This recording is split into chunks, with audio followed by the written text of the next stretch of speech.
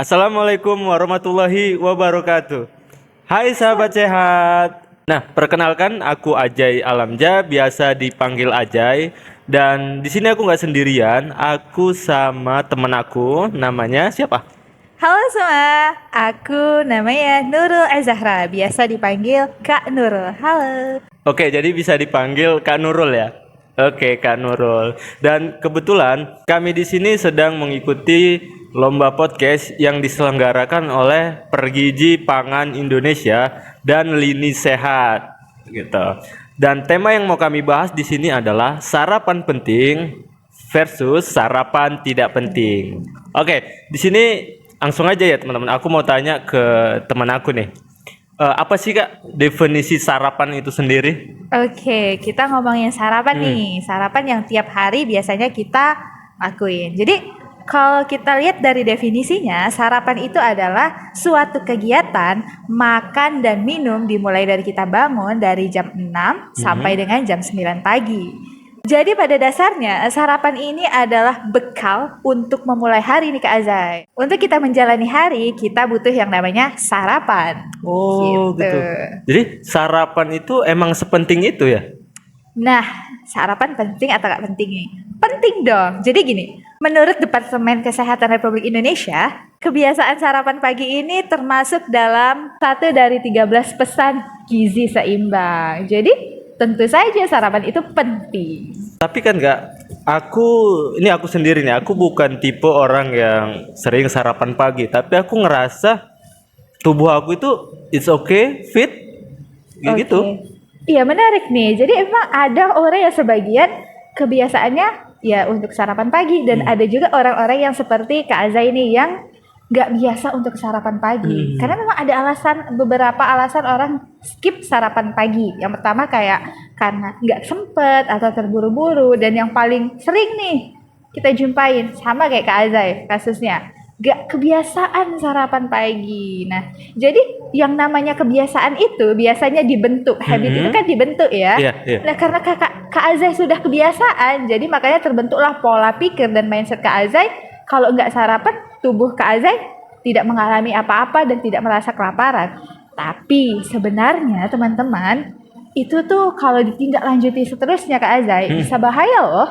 Oh. Iya, benar. Jadi kesehatan Kak Azai itu tanpa Kak Azai sadari, imun Kak Azai itu bisa menurun ataupun jangka panjangnya nanti ada. Jadi nggak sekarang mungkin Kak Azai rasain, tapi mungkin setelah umur Kak Azai mulai meningkat. Aduh, aku jadi takut nih karena sering nggak sarapan. Iya. Tapi iya juga sih, setiap pagi tuh aku selalu ngalamin mungkin tepatnya bangun tidur terus sebelum mandi ngerasain mual gitu.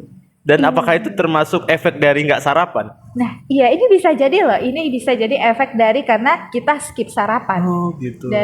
Dan kalau bisa dibiarin itu bisa kemah ke lambung. Oh gitu. Jangan-jangan aku udah kena lambung nih. Takut juga ya.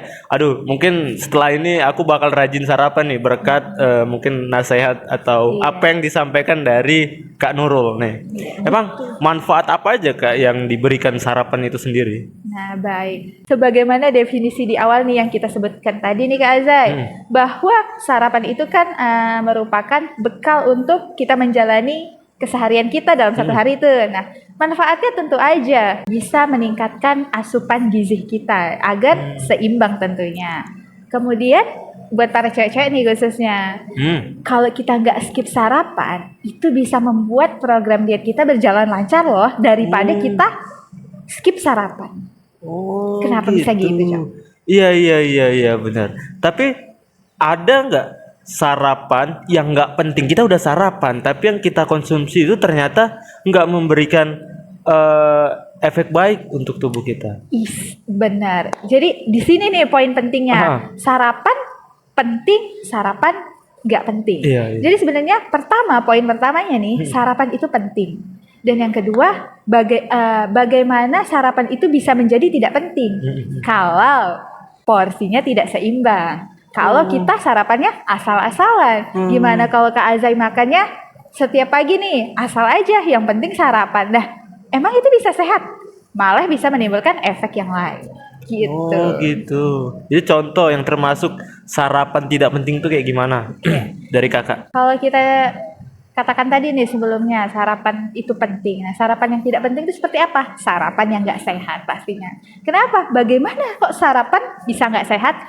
Seperti yang kakak jelaskan tadi, bahwa kalau sarapannya asal-asalan, tidak sesuai porsi nih, maka itu menjadi sarapan yang nggak penting. Oh, gitu. Artinya sarapan yang nggak mencukupi kebutuhan kalori Nah, pada tubuh. benar. Iya, jadi kita kan kalau sarapan nih harus memenuhi yang namanya zat gizi mikro dan zat gizi makro. Apa aja tuh yang tercantum di dalamnya? Pertama, zat gizi makro. Nah, apa aja tuh yang terkandung dalam zat makro? Yang pertama ada karbohidrat, lemak, dan protein. Kemudian yang kedua ada zat gizi mikro.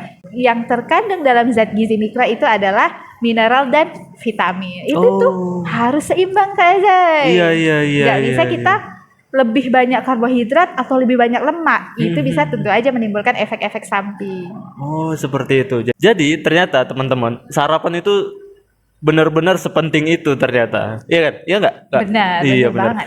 Dan satu lagi nih teman-teman, sarapan menjadi tidak penting itu ketika kita mengkonsumsi makanan yang nggak mencukupi gizi tadi yang seperti dikatakan Kak Nurul kayak kurangnya karbohidrat, Iya, ya, benar. kalori. Karena kalori yang dibutuhkan tubuh selama 24 jam itu kurang lebih di 2000 kalori ya Kak? Benar nggak? Iya, untuk laki-laki biasanya 2.500 kalori dan untuk perempuan biasanya 2.000 kalori. Jadi bagaimana sih Kak cara kita memenuhi kebutuhan gizi kita itu per hari supaya seimbang? Oh Nah, tuh, iya, bagaimana tuh? menarik nih pertanyaannya. Jadi sebenarnya Menarik mulu. oh ya udah, nggak menarik nih pertanyaannya. Oke, baik. Jadi gini Kak Azai, untuk kita bisa memenuhi kebutuhan gizi sehari itu sebenarnya setiap orang tuh berbeda-beda.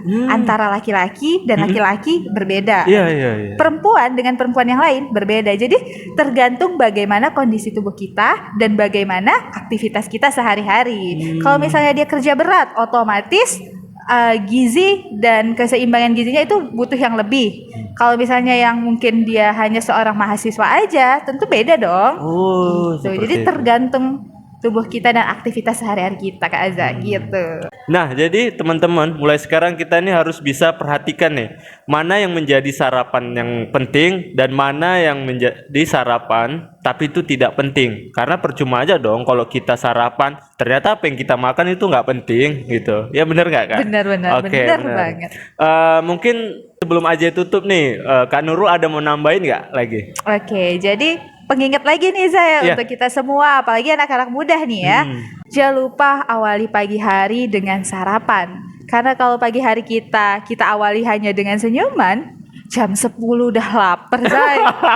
Oh iya benar. Oke, sampai di sini aja podcast kami, semoga bermanfaat dan sampai jumpa. Assalamualaikum. Don't forget to like, comment, and subscribe. See you on our next videos.